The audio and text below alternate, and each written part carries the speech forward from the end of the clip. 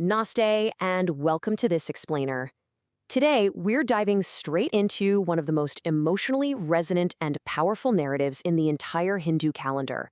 It's a story that echoes across thousands of years, carrying the fragrance of devotion, the weight of destiny, and honestly, the sheer brilliance of the human mind. We're going to uncover the timeless tale of Savitri and Satyavan and the ancient tradition that it birthed, Vat Purnima. Okay, let's dive right into this. Have you ever wondered why a modern-day festival is based entirely on a conversation with Yamraj, the Lord of Death?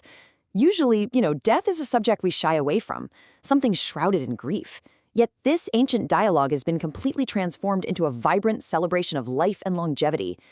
If you travel across states like Maharashtra, Gujarat, Uttar Pradesh, and Bihar during the Hindu month of Jyeshtha, you'll see a truly breathtaking sight. Millions of married women, fasting and dressed as beautiful brides, gathering around a majestic banyan tree to tie sacred threads around its ancient trunk. This is the Vat Purnima Vret. But they aren't just doing a simple ritual here. They are honoring the extraordinary courage of a single woman who literally dared to challenge destiny itself. Part 1. A Choice and a Prophecy. So to truly understand this beautiful tradition, we need to travel back to the heart of the Mahabharata. It starts with King Ashwapati of Madra. After 18 long years of intense penance, he's finally blessed with a radiant daughter he named Savitri. Fast forward a bit, and her wisdom and beauty are literally being compared to goddess Lakshmi. When it's time for her to marry, she travels far and wide, eventually meeting a young prince named Satyavan. Now, he's living in exile in the forest, caring for his blind father who had actually lost his kingdom.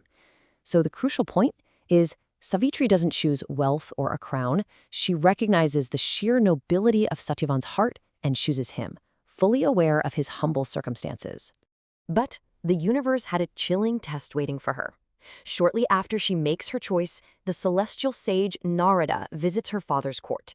And upon hearing of Savitri's decision, his face just falls. He delivers a shocking, absolute prophecy. Satyavan is destined to die exactly 1 year from today. Just imagine the weight of those words. The man she just chose to be her life partner has an invisible, ticking clock hanging over his head.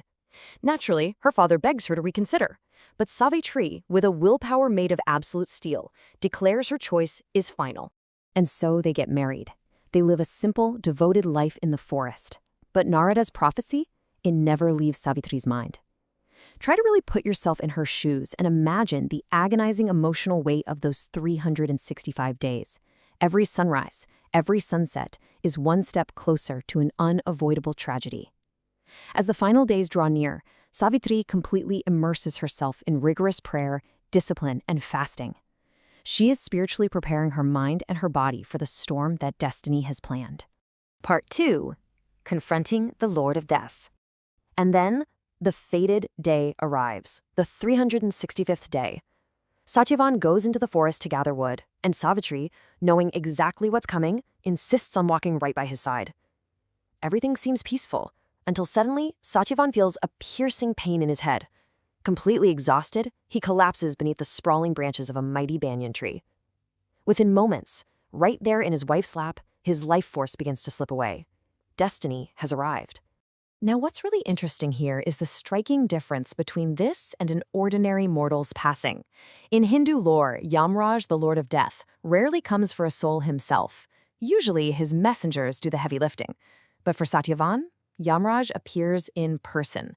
This signifies just how extraordinary Satyavan's soul is, and honestly, how formidable the woman guarding him is.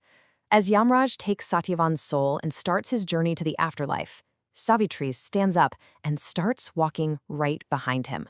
Yamaraj turns and tells her to go back. Her husband's time on earth is over. But Savitri absolutely refuses.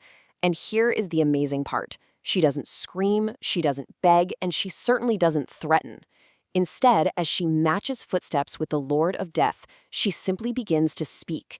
She speaks profoundly of righteousness, of karma, of boundless compassion, and the ultimate truth. Yamaraj is absolutely mesmerized. Never in all of eternity has a human spoken to him with such fearless, deep spiritual wisdom. Part 3. The Ultimate Boon Trap. Deeply impressed, Yamaraj actually offers her boons. On one condition, she cannot ask for Satyavan's life. Now, this is where Savitri's brilliance truly shines.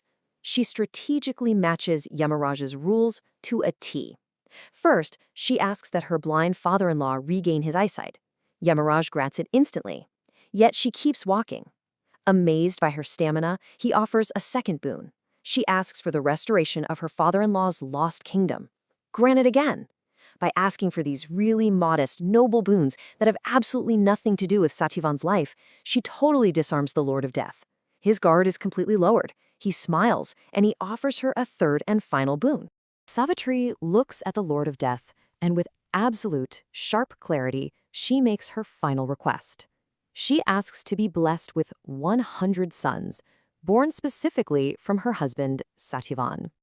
Granted, Yamraj says instinctively, but then it hits him. The realization washes over him like a lightning bolt. He had just blessed her with children from Satyavan. But Satyavan is dead. It's a cosmic biological impossibility. Checkmate. The intellectual trap has perfectly closed. You see, the Lord of Death is strictly bound by cosmic law. He can never, ever break his given word. So to fulfill his own blessing, he has absolutely no choice. Yamraj is forced to return Satyavan's life. He smiles, deeply moved, acknowledging that she won this not by force, but by her pure, unwavering wit.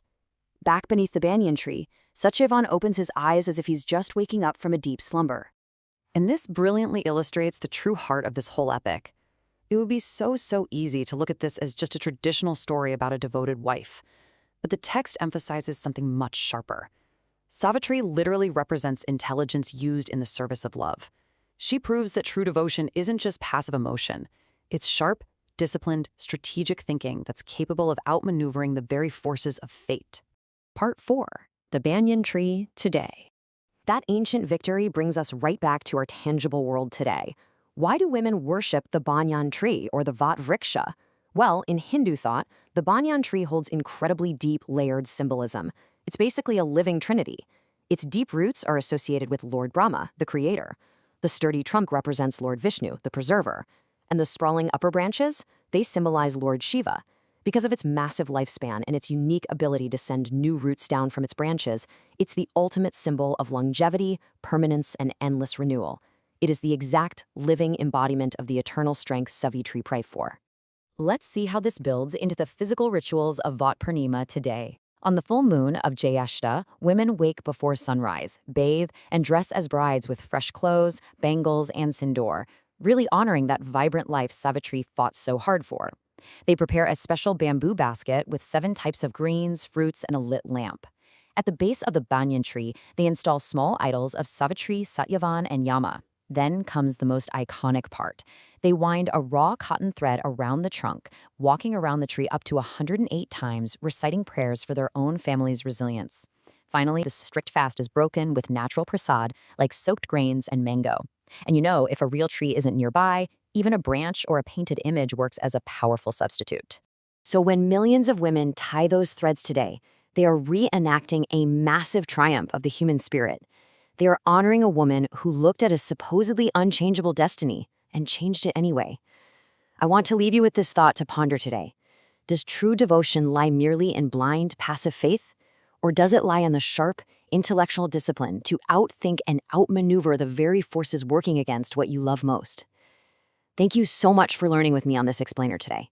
May the incredible wisdom of Savitri inspire your own journey.